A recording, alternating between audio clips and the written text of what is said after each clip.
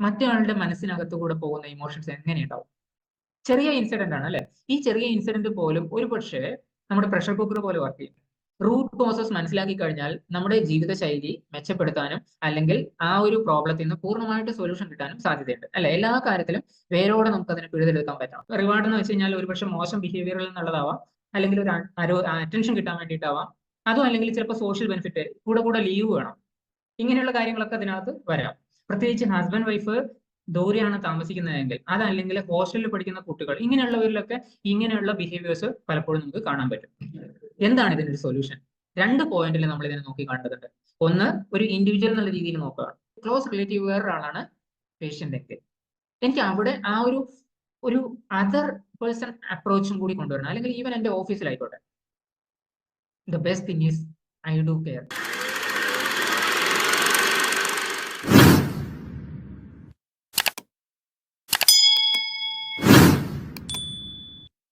Psychosomatic രോഗങ്ങൾ അല്ലെങ്കിൽ disorders, actually disorder എന്നാണ് അതിന് ഇംഗ്ലീഷിൽ വരുന്നത്. നമ്മൾ മലയാളത്തിൽ വരുമ്പോൾ അത് മാനസിക രോഗമൊക്കെ ആക്കി മാറ്റുന്നത്. ഒരു ഓർഡർ ഇല്ലാത്ത അവസ്ഥ നമ്മുടെ ജീവിതത്തിൽ, ദൈനംദിന ജീവിതത്തിൽ എപ്പോഴായാലും ബുദ്ധിമുട്ടുണ്ടാകും. അത് നമ്മുടെ മനസ്സിനുള്ളിലുള്ള ഓർഡർ ഇല്ലായ്മയാണെങ്കിൽ കൂടുതൽ. അപ്പോൾ കുറച്ച് കാലങ്ങളായിട്ട്, ആക്ച്വലി എൻ്റെ PhD ഉള്ളത് പോലും സൈക്കോളജിയിലാണ്. ഈവൻ ദൻ ഞാൻ ആ ഒരു സൈക്കോളജിയും നമ്മുടെ ശരീരവും തമ്മിൽ ഒരുപാട് അങ്ങ് ബന്ധപ്പെടുത്തിയിട്ട് നോക്കാറില്ല. കാരണം ഒരു പെയിൻ, ഒരു വേദന ഉണ്ടെങ്കിൽ അത് വേദന തന്നെയാണ്, അതിന് പ്രത്യേകിച്ച് മാറ്റമൊന്നുമില്ല അല്ലെ? ഒരുപക്ഷെ നമ്മുടെ മുന്നിലിരിക്കുന്ന ഒരു ലാബ് റിപ്പോർട്ടിനോ അല്ലെങ്കിൽ ഒരു അപ്രോച്ചിനോ, USGയോ അല്ലെങ്കിൽ മറ്റ് ആ ഒരു അപ്രോച്ചിന് അതിനെ ഐഡന്റിഫൈ ചെയ്യാൻ പറ്റിയിട്ടില്ല എന്ന് മാത്രമേ ഉള്ളൂ. വേദനയുണ്ട്. അപ്പൊ ആ വേദനയെ നമുക്ക് എന്തൊക്കെ രീതിയിൽ നമുക്ക് അറിഞ്ഞു കഴിഞ്ഞാൽ ആ വേദനയിൽ നിന്ന് ഒരല്പമെങ്കിലും ആശ്വാസം കിട്ടും എന്നുള്ള രീതിയിലാണ് ഇന്നത്തെ എൻ്റെ ചർച്ച. പലപ്പോഴും നമ്മൾ കേൾക്കാറുള്ള ചില വാക്കുകൾ ഒരുപക്ഷെ ഇതായിരിക്കും: ഏതെല്ലാം ഹോസ്പിറ്റലിൽ പോയി, എത്ര ഡോക്ടറെ കണ്ടു, എന്തൊക്കെ ടെസ്റ്റ് ചെയ്തു, അവർ പറഞ്ഞ ഒരു ഇതൊക്കെ ചെയ്തിട്ടുണ്ടാവാം, എന്തൊക്കെ മരുന്നുകൾ ഉപയോഗിച്ചു, എന്നിട്ടൊന്നും എന്റെ വേദന മാറുന്നില്ലല്ലോ, ഈ വേദനയ്ക്ക് ഒരു പരിഹാരം ഇല്ല, അല്ലെങ്കിൽ ഞാൻ ഈ വേദന കൊണ്ടാണോ മരിക്കുക എന്നൊക്കെ പറഞ്ഞിട്ടുള്ള പല ഒരുപക്ഷെ കേഴ്സ്, നമ്മൾ ശപിക്കുന്ന രീതിയിലോ അല്ലെങ്കിൽ ഈവൻ നമ്മുടെ ഒരു ആത്മകഥ കേട്ടിട്ടുണ്ടാവും അല്ലെ? അങ്ങനെയുള്ള ഒരു അവസ്ഥ എന്തുകൊണ്ട് വരുന്നു, എന്താണ് അതിന്റെ റിയാലിറ്റി എന്നുള്ളതിലേക്കാണ് ഇന്ന് പോകുന്നത്. സാധാരണഗതിയിൽ ഒരു സൈക്കോസൊമാറ്റിക് എന്ന് പറയുന്ന എന്താണ്? സൈക്കോ എന്ന് പറയുന്ന വാക്ക് പൊതുവെ പറയുന്നത് റിലേറ്റഡ് ടു മൈൻഡ്, നമ്മുടെ മനസ്സിനെ ബാധിക്കുന്ന കാര്യങ്ങൾ. അതേസമയത്ത് സൊമാറ്റിക് എന്ന് പറയുന്നത് ബോഡിയെ ബാധിക്കുന്ന കാര്യങ്ങളാണ്, ശരീരത്തിനെ സംബന്ധിച്ച കാര്യങ്ങൾ. ഈ സൈക്കോസൊമാറ്റിക് എന്ന് പറയുന്ന വാക്ക് പൊതുവെ വരുന്ന സമയത്ത് മനസ്സ് ശരീരത്തിനെ എത്രമാത്രം ഇൻഫ്ലുവൻസ് ചെയ്യുന്നു എന്നുള്ളത് കൊണ്ടാണ്. ഇത് നേരെ തിരിച്ചുണ്ട്, ശരീരത്തിന്റെ കഷ്ടതകൾ മനസ്സിനെ ഇൻഫ്ലുവൻസ് ചെയ്യുന്നതുകൊണ്ടാണ് ഒരുപാട് മാനസിക രോഗങ്ങൾ എന്നുള്ളത്. സ്റ്റിൽ നേരെ റിവേഴ്സ് ആയിട്ട് അത് എങ്ങനെ വർക്ക് ചെയ്യുന്നതെന്നും നമ്മൾ അറിഞ്ഞിരിക്കേണ്ടത് അത്യാവശ്യമാണ്. ആൻഡ് അതിനുശേഷം ഉണ്ടാവുന്ന ഒരു ഡിസോർഡർ, ഞാൻ സ്റ്റാർട്ടിങ്ങിൽ പറഞ്ഞ പോലെ ഒരു ഓർഡർ ഇല്ലായ്മ, ആ ഓർഡർ ഇല്ലായ്മ നോർമലി ഒരു ക്ലിനിക്കൽ ഡിസ്റ്റർബൻസസിലേക്ക് എത്തുകയാണ്. എന്നാൽ ക്ലിനിക്കലി അൺഐഡന്റിഫൈഡ് ആണ്. അവിടെ ശരിക്കും നമുക്ക് അതിനെ മനസ്സിലാക്കാൻ പറ്റിയിട്ടില്ല എന്താണ് ഈ വേദന എന്നുള്ളത്, അല്ലെങ്കിൽ എന്തുകൊണ്ടാണ് ഈ ഒരു അവസ്ഥയുള്ളത്. പല അവസ്ഥകളുണ്ട്, അതിലേക്ക് ഞാൻ പോകാം. ബട്ട് ഈ സൈക്കോസൊമാറ്റിക് ഡിസോർഡറിനെ പറ്റി നമ്മൾ അറിയുമ്പോൾ പൊതുവെ ഉള്ള കുറച്ച് കാര്യങ്ങൾ, ഇതിനെ പറ്റിയിട്ട് പെട്ടെന്നൊന്നും ഒരു ഡോക്ടർക്ക് കണ്ടുപിടിക്കാൻ പറ്റില്ല. അത് എന്തൊക്കെ അഡ്വാൻസ് ആയിട്ടുള്ള ടെസ്റ്റിലേക്ക് പോയി കഴിഞ്ഞാലും അവിടെ ഒന്നും ഇല്ല എന്നുള്ളതാണ് വസ്തുത. അത് ശരിക്കും നമുക്ക് ആ പേഷ്യന്റ്, ആസ് എ പേഷ്യന്റ് ഞാൻ അവിടെ പോയി കഴിഞ്ഞാൽ എനിക്ക് തോന്നുന്നത് ഈ ഡോക്ടർ എന്നെ വെറുതെ കളിപ്പിക്കുകയാണ്, എന്നോട് വെറുതെ പറയുകയാണ് ഇന്ന കാര്യങ്ങൾ, അല്ലെങ്കിൽ ഇങ്ങനെ മാറിക്കഴിഞ്ഞാൽ നിങ്ങൾക്ക് വ്യത്യാസം ഉണ്ടാവും, ജീവിതത്തിൽ ഈ മാറ്റം വരുത്തണം, അതൊക്കെ വെറുതെ പറയുകയാണെന്നുള്ള ഒരു തോന്നലും വരും. അതുപോലെ തന്നെ ആ നമ്മുടെ കൂടെയുള്ള ആൾക്കാര് നമ്മളെ പറ്റിയിട്ട് പറയുന്ന, അല്ലെങ്കിൽ നമ്മുടെ അഷുറൻസ്, നമ്മളെ മനസ്സിലാക്കുന്നുണ്ടെന്ന് പറയുന്നത് ഒരു പാഴ്വാക്കാണെന്ന് നമുക്ക് പലപ്പോഴും പിന്നെയും തോന്നും. ആൻഡ് അതൊക്കെ കൂടിയിട്ട് എന്താ പറ്റുകയെന്ന് വെച്ച് കഴിഞ്ഞാൽ എന്റെ തന്നെ വികാരങ്ങളെ, ഇമോഷൻസിനെ അത് ഒരുപക്ഷെ വളരെ വല്ലാത്ത റോളർ കോസ്റ്ററിലേക്ക് എത്തിക്കും, പെട്ടെന്ന് തന്നെ അപ്പ് ഡൗണിലേക്ക് എത്തിക്കും. അതുകൊണ്ട് ഉണ്ടാവുന്ന ബുദ്ധിമുട്ട് എന്താണെന്ന് വെച്ച് കഴിഞ്ഞാൽ പലപ്പോഴും എനിക്ക് വൈകാരികമായിട്ടുള്ള നിയന്ത്രണം കിട്ടാതെ പോകും. ഇത് ആസ് എ പേഷ്യന്റ് ലെവലിൽ ഞാൻ ചിന്തിക്കുമ്പോഴുള്ള കാര്യങ്ങളാണ്. ഇതുകൊണ്ട് നിങ്ങൾക്ക് എന്താണ് ഗുണം, അല്ലെങ്കിൽ ഇങ്ങനെയുള്ള ഒരു പേഷ്യന്റിനെ നമ്മൾ മനസ്സിലാക്കി കഴിഞ്ഞാലുള്ള ഗുണം എന്താണെന്ന് വെച്ച് കഴിഞ്ഞാൽ നമുക്ക് കുറച്ചുകൂടി അവെയർ ആയിട്ട് അവരോട് സംസാരിക്കാനോ അല്ലെങ്കിൽ അവരോട് പെരുമാറാനോ പറ്റും. അതിന് ഒരുപാട് ബെനിഫിറ്റ് ഉണ്ട്. ഏറ്റവും പ്രധാനമായിട്ട് ഈ ഒരു സൈക്കോസൊമാറ്റിക് ഡിസോർഡർ ഉള്ള ഒരു വീട്ടില് അവർക്ക് ഒരുപാട് സമയം പോവും, ഒരുപാട് എനർജി, ഒരുപക്ഷെ ഈവൻ സംസാരിച്ചിട്ടും അല്ലെങ്കിൽ ഈവൻ നമ്മൾ പല ഹോസ്പിറ്റലുകളിൽ പോയിട്ടും ഒക്കെ എനർജി ലോസും ഉണ്ടാവും. അതുപോലെ തന്നെ ഒരുപാട് പൈസയും പോകും. ഏറ്റവും ബേസിക് ആയിട്ട് പറഞ്ഞു കഴിഞ്ഞാൽ ഈ 3 നമുക്ക് ലാഭം ഉണ്ടാവൂലേ? അവിടെ കൊണ്ട് നിൽക്കുന്നില്ല. പലപ്പോഴും ആസ് എ പേഷ്യന്റ് ഞാനിത് പറയുന്ന സമയത്തും എന്റെ കൂടെയുള്ള ആൾക്കാർക്ക് തോന്നുന്നത് ഇയാൾ ഇത് ശരിക്കും പറയുന്നതാണോ? അങ്ങനെ ഒരു വേദന അവിടെ ഞാൻ ഡോക്ടറെ അടുത്തൊക്കെ പോയി അന്വേഷിച്ചു, അങ്ങനെ ഒരു മസിൽ പെയിനോ അല്ലെങ്കിൽ അങ്ങനെ ഒരു ബുദ്ധിമുട്ടോ വരാനുള്ള ഒന്നും കാണുന്നില്ലല്ലോ. തലകറക്കം ഇടയ്ക്കിടയ്ക്ക് വരിക, അല്ലെങ്കിൽ തലവേദന വരിക, എല്ലാ ബ്രെയിൻ ടെസ്റ്റും എംആർഐയും ഒക്കെ നടത്തി, പക്ഷെ ഒന്നുമില്ല. എന്ത് ചെയ്യും?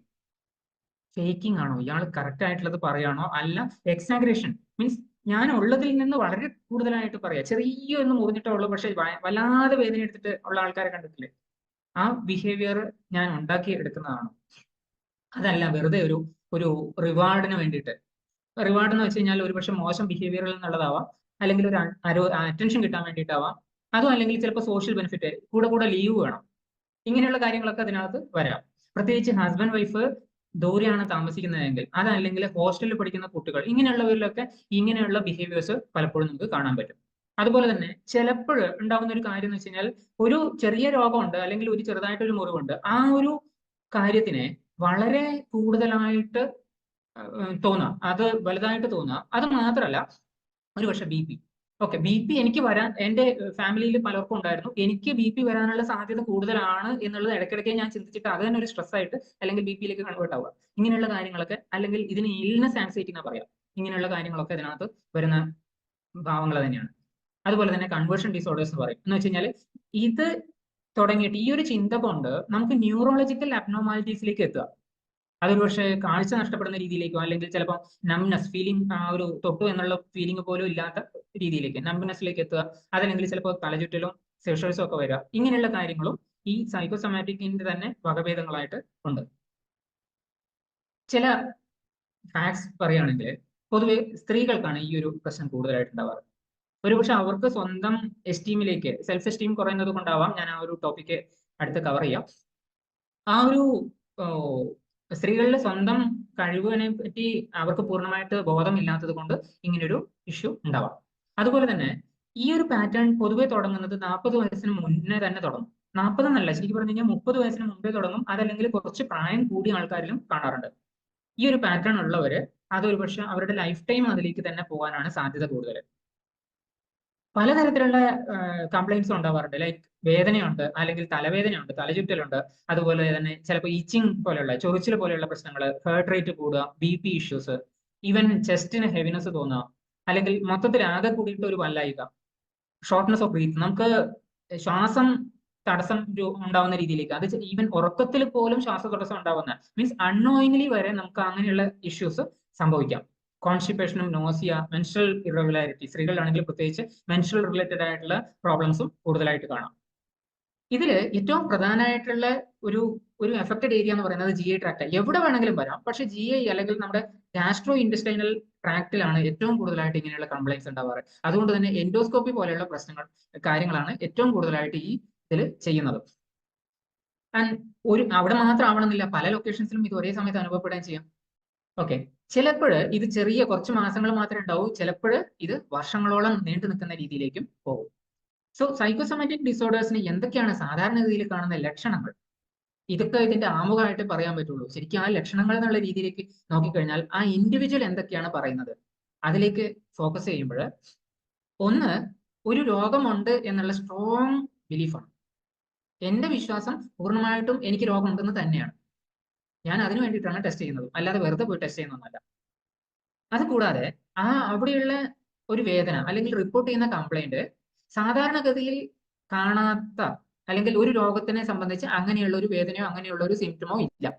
അതല്ലെങ്കിൽ സാധാരണ കാണുന്ന ഒരു ഇൽനെസ്സുമായിട്ട് ബന്ധപ്പെടുത്തി നോക്കുമ്പോൾ ഇത് വളരെ എക്സാഗ്രേറ്റ് ചെയ്തിട്ടുള്ള, വളരെ കൂടുതലായിട്ടുള്ള ഒരു വേദനയോ സിംറ്റമോ ആണ്. ഓക്കെ, അതുമല്ലാതെ വേറൊരു കാര്യം പറയുന്നത്, ഈ ഒരു ഫീലിംഗ് മീൻസ് നേരത്തെ ഞാൻ പറഞ്ഞില്ലേ ഇൽനെസ് ആൻസൈറ്റി എന്ന് പറഞ്ഞില്ലേ, ആ ഒരു രീതിയിൽ എന്തോ ഒരു രോഗം എനിക്ക് അടുത്ത് തന്നെ വരാനുണ്ട്, അത് കാരണം ഒരു പക്ഷേ നമ്മുടെ വീട്ടിൽ തന്നെ ഒരുപാട് ചലഞ്ചസ് ഉണ്ടാവാം എന്നുള്ള ഒരു രീതിയിലുള്ള സ്ട്രോങ് തോട്ടാണ്. അതുപോലെ തന്നെ ചിലപ്പോൾ നമ്മുടെ ശരീരം എന്തൊക്കെ തരത്തിലുള്ള ട്രീറ്റ്മെന്റ് എടുത്തു കഴിഞ്ഞാലും അതിനോടൊന്നും റെസ്പോണ്ട് ചെയ്യുന്നില്ല. അതല്ലെങ്കിൽ ചില സമയത്ത് നമ്മുടെ ശരീരത്തിനകത്ത് നോർമലി ഉണ്ടാവേണ്ട പല ചേഞ്ചസും ഇല്ലേ, അത് ഹോർമോണൽ ചേഞ്ചസ് ആവാം, അതുപോലെ തന്നെ നമ്മുടെ ഓരോ ലൈഫ് സൈക്കിളിനനുസരിച്ചിട്ടുള്ള ചേഞ്ചസ് ഉണ്ടല്ലോ, ഈ ചേഞ്ചസിനോടൊക്കെ നമ്മുടെ ബോഡി വളരെ കൂടുതലായിട്ട് പ്രതികരിക്കുക. നോർമലി ഉണ്ടാവേണ്ടതാണ്. പക്ഷെ അതിനോട് വളരെ കൂടുതലായിട്ട് പ്രതികരിക്കുമ്പോൾ എന്താവുന്ന വെച്ച് കഴിഞ്ഞാൽ അത് സ്ട്രോങ് സെൻസിറ്റിവിറ്റി എന്ന് പറയാം. നമ്മുടെ ഈവൻ മരുന്നിനോടോ അതല്ലെങ്കിൽ നമ്മുടെ ആ ഒരു പെർട്ടിക്കുലർ സിറ്റുവേഷനോടോ സ്ട്രോങ്ലി സെൻസിറ്റീവ് ആയിരിക്കുന്ന ഒരു ശരീരം ആണ് ഉള്ളത്. ഇതൊക്കെ കൂടിയിട്ട് നമുക്ക് തോന്നുന്നത് എന്താണെന്ന് വെച്ച് കഴിഞ്ഞാൽ ഡോക്ടർ നമ്മളെ ഇഗ്നോർ ചെയ്യണം. ഇതിൽ പകുതിയിലധികവും നിങ്ങൾ ഇപ്പം ശ്രദ്ധിച്ചിട്ടുണ്ടാവും നമ്മുടെ മനസ്സുമായിട്ട് ബന്ധപ്പെട്ടിട്ടാണ്. അതുകൊണ്ട് തന്നെയാണ് ഇത് സൈക്കോസൊമാറ്റിക് ആവുന്നത്. മനസ്സ് അത് പിന്നെ നമ്മുടെ ശരീരത്തിന്റെ പല കാര്യങ്ങളിലേക്ക് ബാധിക്കുന്നു. ഇതിനെ കൊണ്ട് സാധാരണ ഒരു വീട്ടിലുള്ള റിസ്ക് എന്തൊക്കെയാ? ഒരു ഹോസ്പിറ്റലിലത്തെ ഓൾമോസ്റ്റ് 1/3 ഭാഗം കേസുകളും ഈ സൈക്കോസൊമാറ്റിക് ആയിട്ടുള്ള പ്രശ്നങ്ങളുമായിട്ട് ബന്ധപ്പെട്ടിട്ടാണ്. ഇന്നിപ്പോ നടക്കുന്ന പല ടെസ്റ്റുകളും പൂർണ്ണമായിട്ടും ഒഴിവാക്കാൻ പറ്റാവുന്ന രീതിയിലേക്ക് എത്തിയേനെ. എങ്ങനെയാണെങ്കിൽ നമ്മുടെ മനസ്സുമായിട്ട് നമ്മുടെ ശരീരത്തിന് നല്ലൊരു താതാത്മ്യം, നല്ലൊരു കോർഡിനേഷൻ ഉണ്ടായിരുന്നത്. അതുകൊണ്ട് തന്നെയാണ് ഹോസ്പിറ്റൽ കേസുകളുടെ എണ്ണം കൂടിക്കൂടി വരുന്നതും. ഇതിനൊരു പ്രധാന ഫാക്ടർ ഇന്നത്തെ മാസ് മീഡിയ, നമ്മുടെ ന്യൂസ് പേപ്പറോ അല്ലെങ്കിൽ മീഡിയ പബ്ലിസിറ്റി ഒക്കെ ഇതിന് വളരെ മോശം രീതിയിലേക്ക് കൊണ്ടുപോകുന്നതാണ്. അതുകൊണ്ട് തന്നെയാണ് ഹോസ്പിറ്റൽ കേസുകൾ കൂടുന്നത്. ഈവൻ കോവിഡിന്റെ സമയത്തടക്കം മെന്റലി ആണ്. നമ്മൾ സാധാരണത്തിൽ പറയാറില്ലേ, ഒരു പാമ്പ് കടിച്ചു കഴിഞ്ഞാൽ കൂടുതലായിട്ട് നമുക്ക് ബുദ്ധിമുട്ടുണ്ടാവുന്നത് പാമ്പ് കടി കൊണ്ടോ അല്ലെങ്കിൽ അതിന്റെ വിഷം കൊണ്ടോ ആയിരിക്കില്ല. അതിനേക്കാൾ കൂടുതൽ നമ്മുടെ മനസ്സ് അല്ലെങ്കിൽ നെർവസ് സിസ്റ്റത്തിനെ അത് കൂടുതലായിട്ട് ബാധിച്ചിട്ട് മനസ്സുമായിട്ട് ബന്ധപ്പെട്ടിട്ടുള്ള ഫാക്ടറാണ് അതിനെ സ്വാധീനിക്കുന്നതെന്ന്. ഏതാണ്ട് പല ഹോസ്പിറ്റൽ കേസുകളും ഇന്ന് ആ രീതിയിൽ തന്നെയാണ്. കോവിഡിന്റെ സമയത്തും അങ്ങനെയായിരുന്നു. പക്ഷെ ഇതുകൊണ്ട് തീരുന്നില്ല. മറ്റ് ഇഷ്യൂസ് എന്തൊക്കെയാണ്? ഇനിയിപ്പോ ആ ഒരു വീട്ടിലേക്ക് പലതരത്തിലുള്ള സർജറികളും ഒരുപക്ഷെ വേണ്ടി വന്നേക്കാം. അല്ലെങ്കിൽ അങ്ങനെയുള്ള പ്രൊസീജിയേഴ്സിൽ പല ആക്സിഡന്റൽ റിസ്ക്കും ഇൻവോൾവ്ഡ് ആണ്, അല്ലെ? എല്ലാ സർജറികളും 100% സക്സസ് ആണോ? ആവില്ല.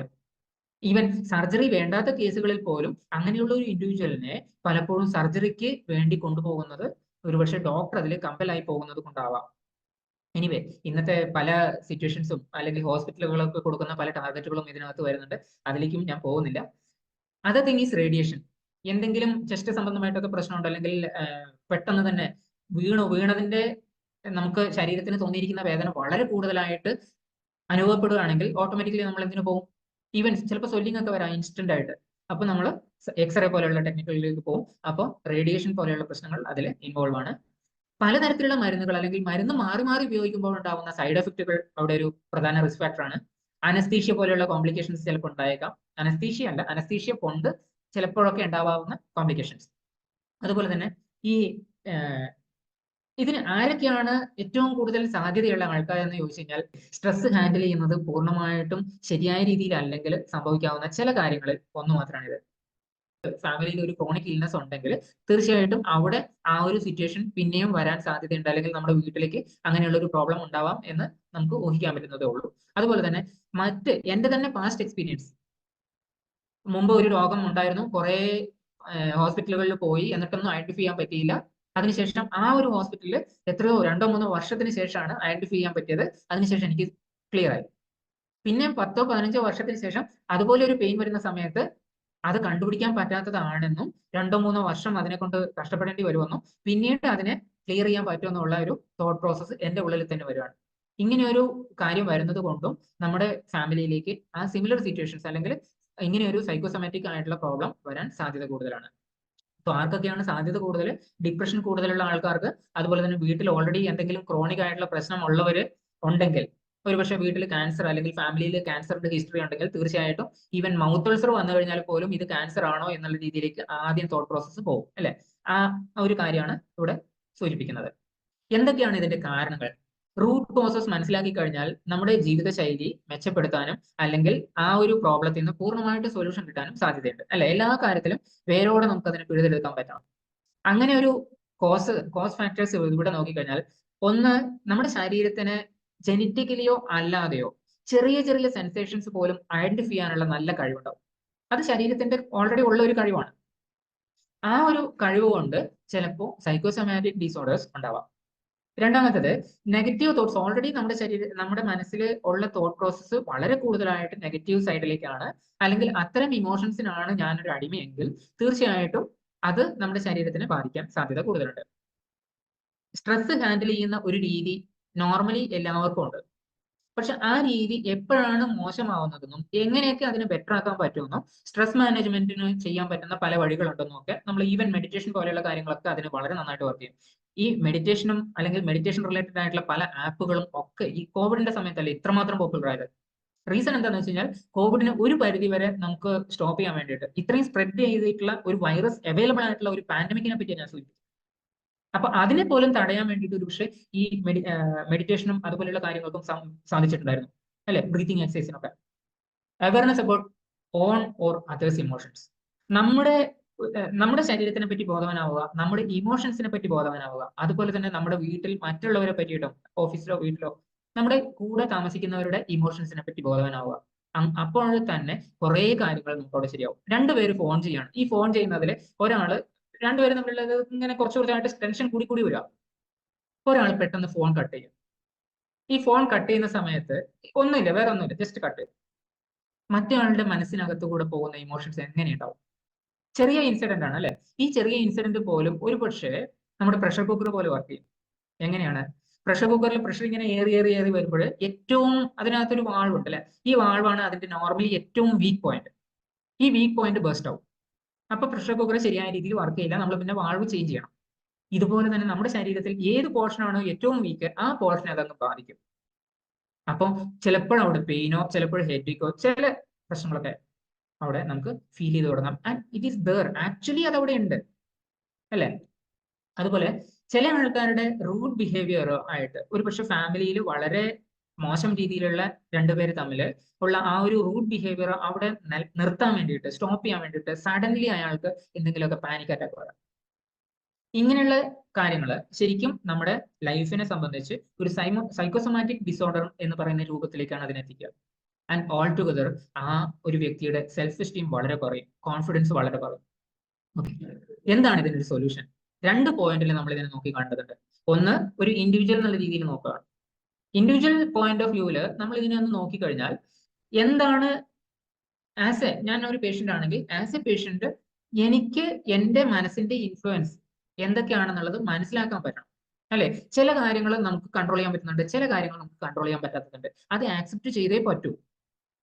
ഓക്കെ, ടെമ്പററി അതിനെ കൊണ്ടുള്ള പ്രശ്നങ്ങൾ ഉണ്ടെങ്കിൽ അതിനെ ടെമ്പററി ആയിട്ട് മാനേജ് ചെയ്യാൻ അല്ലെങ്കിൽ അതുപോലെയുള്ള ഫ്രണ്ട് സർക്കിളിലേക്ക് നമ്മൾ പോകേണ്ടി വരും. ഈ ഒരു കാര്യം നമുക്ക് എല്ലാം ഒറ്റയ്ക്ക് ചെയ്യാൻ പറ്റില്ല എന്നുള്ളൊരു കാര്യം നമ്മൾ മനസ്സിലാക്കണം. എല്ലാം നമ്മുടെ കൺട്രോളിലല്ല എന്നുള്ളത് നമ്മൾ മനസ്സിലാക്കണം. അതുപോലെ തന്നെ ഡോക്ടേഴ്സിനെയും ലാബ് റിപ്പോർട്ട്സിനെയും ഇന്നത്തെ സയൻസ് അത്രമാത്രം ഡെവലപ്പ് ചെയ്തിട്ടുണ്ട്. അപ്പോൾ നമ്മൾ അവരെയൊക്കെ നിരാകരിക്കുക അല്ലെങ്കിൽ അവിശ്വസിക്കുക അല്ല വേണ്ടത്. ആ ലാബ് റിപ്പോർട്ടുകളും അല്ലെങ്കിൽ ആ ഡോക്ടർമാരും പറയുന്നത് പൂർണ്ണമായിട്ടും ശരിയാണെന്ന് നമ്മൾ വിശ്വസിക്കണം. അല്ലെങ്കിൽ തീർച്ചയായിട്ടും നമ്മൾ ഒരു ഹോസ്പിറ്റലിൽ നിന്ന് വേറൊരു ഹോസ്പിറ്റലിലേക്ക് പോകാൻ മാത്രമേ ഉണ്ടാവുള്ളൂ. അതുപോലെ തന്നെ സെൽഫ് ടോക്കും അഫർമേഷനും ഒക്കെ നമ്മളെ സംബന്ധിച്ച് വളരെ കൂടുതലായിട്ട് ബെനിഫിറ്റഡ് ആണ്. ഇത് മറ്റൊരാൾക്ക് ചെയ്യാൻ പറ്റുന്നില്ല. ആസ് എ പേഷ്യന്റ് ഞാനാണെങ്കിൽ എനിക്ക് തന്നെ ചെയ്യേണ്ട ഒരു കാര്യമാണിത്. മറ്റൊരാൾക്ക് ഇതിൽ ഹെൽപ്പ് ചെയ്യാനോ ഗൈഡ് ചെയ്യാനോ മാത്രമേ പറ്റൂ. അതുകൊണ്ട് തന്നെ ആക്ച്വലി ഒരു ഗോൾ, നമുക്ക് ലൈഫിൽ എന്ത് ചെയ്യണം എന്നുള്ളൊരു ഗോൾ, നാളെ എന്തിന് ഉണർന്നെഴുന്നേക്കണം എന്നുള്ളൊരു ഗോൾ, അതുപോലെ തന്നെ ആ ഒരു പർപ്പസ്, ലൈഫിലെ ഒരു പർപ്പസ് നമ്മൾ ഫൈൻഡ് ഔട്ട് ചെയ്ത് കഴിഞ്ഞാൽ അവിടെ വളരെ ബെനിഫിറ്റഡ് ആണ്. ശരിക്കും ഇതിന് വേണ്ടിയിട്ടും മെഡിറ്റേഷനും ബ്രീതിങ് എക്സസൈസും ഒക്കെ വളരെ നന്നായിട്ട് ഹെൽപ്പ് ചെയ്യും. ഹെൽത്ത് കമ്മ്യൂണിറ്റീസ് നമുക്ക് ജോയിൻ ചെയ്യാം. അത് ഒരുപക്ഷെ ഹെൽത്തി കമ്മ്യൂണിറ്റി എന്ന് കൂടി ഞാൻ പറയും. ഹെൽത്തി കമ്മ്യൂണിറ്റി എന്ന് പറയാൻ കാരണം എന്താ, ചില ഫ്രണ്ട് സർക്കിൾ, നമ്മുടെ ഈവൻ വാട്സ്ആപ്പ് കമ്മ്യൂണിറ്റി ഒക്കെ ചില ഫ്രണ്ട് സർക്കിൾ ഉണ്ട്, അതിനകത്ത് വരുന്ന മെസ്സേജ് മുഴുവനും ഓൾമോസ്റ്റ് നോക്കിക്കഴിഞ്ഞാൽ ഇന്നത്തെ സോഷ്യൽ പ്രോബ്ലംസിനെ പറ്റിയിട്ടാണ്.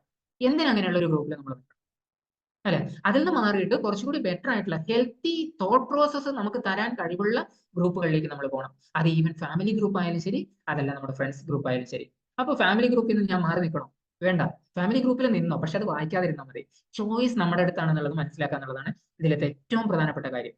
നമ്മളെ കുറിച്ചുള്ള ഒരു അവബോധം ഉണ്ടാകുമ്പോൾ നമുക്ക് നമ്മുടെ മുകളിൽ ടൈം ഇൻവെസ്റ്റ് ചെയ്യാൻ പറ്റും. ഈ അവബോധത്തിന് വേണ്ടിയിട്ടും ടൈം ഇൻവെസ്റ്റ് ചെയ്യണം.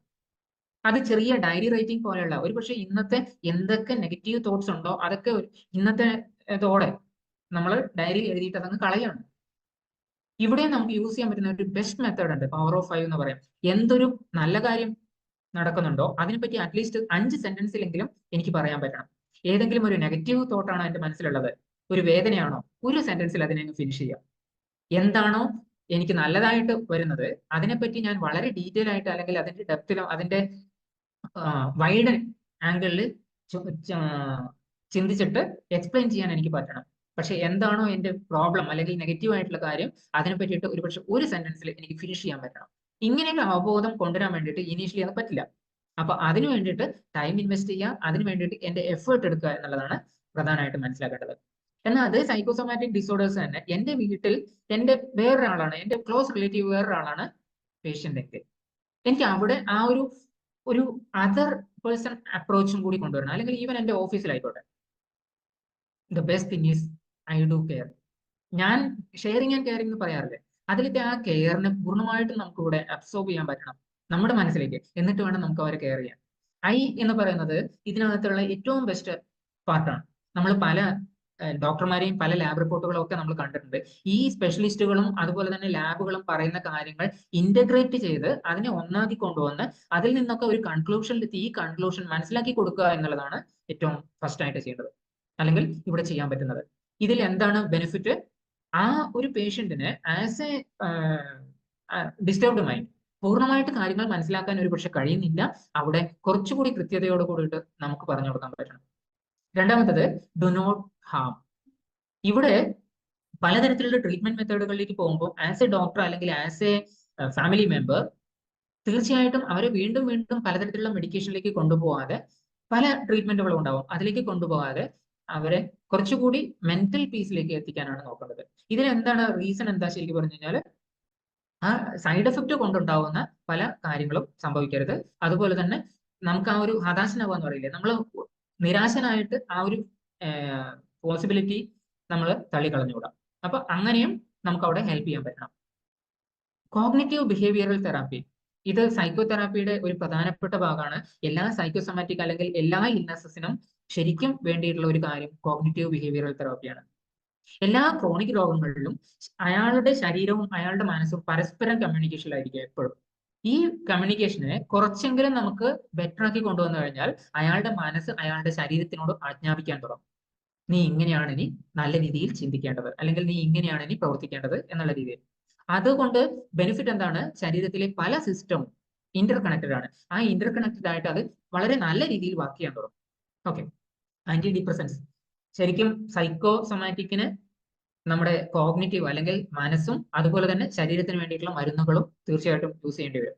ആന്റി ഡിപ്രസൻസ് പൊതുവെ ഡിപ്രഷനെ ഒഴിവാക്കാൻ വേണ്ടിയിട്ടാണ്. പക്ഷെ പല മരുന്നുകളും മാറി മാറി ഉപയോഗിക്കേണ്ടി വന്നു കഴിഞ്ഞാലോ അതല്ലെങ്കിൽ മറ്റ് സൈക്കാട്രിക് ആയിട്ടുള്ള മരുന്നുകൾ യൂസ് ചെയ്യേണ്ടി വരുമ്പോഴോ ഒക്കെ അത് ശരീരത്തിൽ പല തരത്തിൽ സൈഡ് എഫക്റ്റും തരുമെന്ന് മനസ്സിലാക്കേണ്ടതുണ്ട്. സോ അവിടെ ഈവൻ കൺട്രോൾ ചെയ്തിട്ടാണെങ്കിലും ഈ ഫ്രീ കെയർ നമ്മൾ ഉപയോഗിക്കണം. ചില ആൾക്കാർക്ക് ഹോസ്പിറ്റലിൽ പോകാവുന്ന സമയത്ത് തോന്നും, അയ്യോ ഇയാൾക്ക് ഈ ഒരു സമയത്താണോ ശരിക്കും പറഞ്ഞു കഴിഞ്ഞാൽ എന്നെ നോക്കാൻ സമയം കിട്ടിയത്, എനിക്ക് ഇത്രയും വേദന വന്നു കഴിഞ്ഞാൽ ഇയാൾ ഹോസ്പിറ്റലിൽ എന്നെ കൂട്ടിട്ട് പോവുള്ളൂ. ഒരു റെഗുലർ ചെക്കപ്പ്, പ്രത്യേകിച്ച് പറയുകയാണെങ്കിൽ ഏജ്ഡ് ആയിട്ടുള്ള ആൾക്കാരെ കൂട്ടിയിട്ട് ഒരു റെഗുലർ ചെക്കപ്പിന്, ഓക്കെ 2 മാസം കൂടുമ്പോൾ അല്ലെങ്കിൽ 5 മാസം കൂടുമ്പോൾ റെഗുലർ ആയിട്ട് ഞങ്ങളൊന്ന് ഹോസ്പിറ്റലിൽ പോയി ചെക്ക് ചെയ്യും എന്നുള്ളൊരു അവസ്ഥയുണ്ടെങ്കിൽ അവിടെ ആ ഒരു സിറ്റുവേഷൻ വേഴ്സ് ആവില്ല, മോശമാവില്ല. അങ്ങനെ ഒരു റെഗുലർ ഹോസ്പിറ്റൽ വിസിറ്റ് എന്ന് പറയുന്ന മെത്തേഡിലേക്കും നമുക്ക് പോകാൻ പറ്റും. എംപതി, നമ്മൾ മറ്റൊരാളുടെ ഷൂവില് കയറി നമ്മുടെ കാല് വയ്ക്കുന്ന സമയത്ത് നമ്മുടെ കാല് എത്രമാത്രം മുറുകുന്നുണ്ട് എന്നൊക്കെ മനസ്സിലാവും. ശരിക്കും എംപതൈസ് ചെയ്യണമെങ്കിൽ ആ ഒരു സിറ്റുവേഷനിലേക്ക് നമ്മളാണെങ്കിൽ എന്ത് സംഭവിക്കും എന്നുള്ളത് മനസ്സിലാക്കുക. അത് വെറും സിമ്പതി അല്ല. എംപതൈസ് ചെയ്തിട്ട് അതിനെ അവര് പറയുന്നത് കേൾക്കാൻ പറ്റുക എന്ന് പറയുന്നതിനാൽ ഏറ്റവും പ്രധാനപ്പെട്ട കാര്യം. എഡ്യൂക്കേറ്റ് ചെയ്യുക എന്ന് പറയുന്നത് ഇത് ചെറിയ ചെറിയ ക്വസ്റ്റ്യൻസ് മുഖേനയാണ് എഡ്യൂക്കേറ്റ് ചെയ്യാൻ ഏറ്റവും എളുപ്പം. സൈക്കോസൊമാറ്റിക് ഡിസോർഡേഴ്സിൽ പലതിലും നമുക്ക് ഉണ്ടാവുന്ന പ്രോബ്ലംസ് മാത്രമാണ് നമ്മൾ കോൺസെൻട്രേറ്റ് ചെയ്യുന്നതെങ്കിൽ ഇതേ കാര്യം തന്നെ നമുക്ക് ഒന്ന് ശ്രദ്ധിച്ചിട്ട് കുറച്ചുകൂടി ബെറ്റർ ആക്കിയിട്ട് നമ്മുടെ ലൈഫിനെ ഒന്ന് മെച്ചപ്പെടുത്താൻ പറ്റും, അല്ലെ?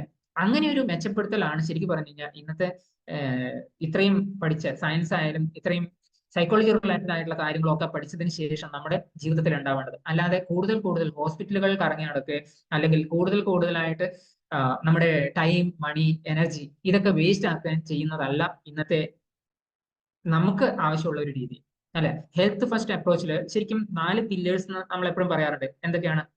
ഫുഡ്, നല്ല ഭക്ഷണം കഴിക്കണം, അതുപോലെ തന്നെ എക്സസൈസ്, വ്യായാമം. സൈക്കോസൊമാറ്റിക് ഡിസോർഡേഴ്സ് ആയിക്കോട്ടെ അല്ലെങ്കിൽ ഇന്നത്തെ ഈ ഒരു സിറ്റുവേഷനിലുള്ള ബേസിക് ആയിട്ട് ആവശ്യമുള്ള കാര്യങ്ങളായിക്കോട്ടെ, ഇതിലൊക്കെ എക്സസൈസ് ആവശ്യമുണ്ട്. എക്സസൈസ് നമ്മുടെ മനസ്സിനെ ഒന്ന് റിലീവ് ചെയ്യാൻ വേണ്ടിയിട്ട്, കൺട്രോൾ ചെയ്യാനും റിലീവ് ചെയ്യാനും വേണ്ടിയിട്ട് ആവശ്യമുള്ള ഒരു സാധനമാണ്, സ്ട്രെസ് റിലീഫ് പോലും. അതുപോലെ തന്നെ 3ാമത്തെ കാര്യമാണ് നല്ല ഉറക്കം കിട്ടാത്ത ആൾക്കാരിലാണ് കൂടുതലായിട്ട് ഇങ്ങനെയുള്ള സിറ്റുവേഷൻസ് ക്രിയേറ്റ് ആവുന്നത്. അതുപോലെ തന്നെ PMA, പോസിറ്റീവ് മെന്റൽ ആറ്റിറ്റ്യൂഡിന് നമ്മൾ കാണുന്നത്, കേൾക്കുന്നത്, അതുപോലെ തന്നെ നമ്മൾ പറയുന്നത്, ഇതിൽ മൂന്നിലും നമുക്ക് വേണമെങ്കിൽ കൺട്രോൾ കൊണ്ടുവരാൻ പറ്റും. ഈ കൺട്രോൾ തന്നെയാണ് ശരിക്കും പറഞ്ഞു കഴിഞ്ഞാൽ ഒരു ആറ്റിറ്റ്യൂഡ്, പോസിറ്റീവ് ആറ്റിറ്റ്യൂഡ് ക്രിയേറ്റ് ചെയ്യാൻ വേണ്ടിയിട്ട് നമുക്ക് വേണ്ടത്. സോ എല്ലാ കാര്യങ്ങളിലും, ഞാൻ അതിനെ നേരത്തെ വാട്സ്ആപ്പ് ഗ്രൂപ്പിനെ പറ്റിയും സംസാരിച്ചത്, എല്ലാ കാര്യത്തിലും എന്തിലും നമ്മൾ കയറി ഇടപെടുന്നതിന് പകരം വി ഹാവ് എ ചോയ്സ്. അത് മനസ്സിലാക്കുക, പ്രവർത്തിക്കുക. Thank you and back to post.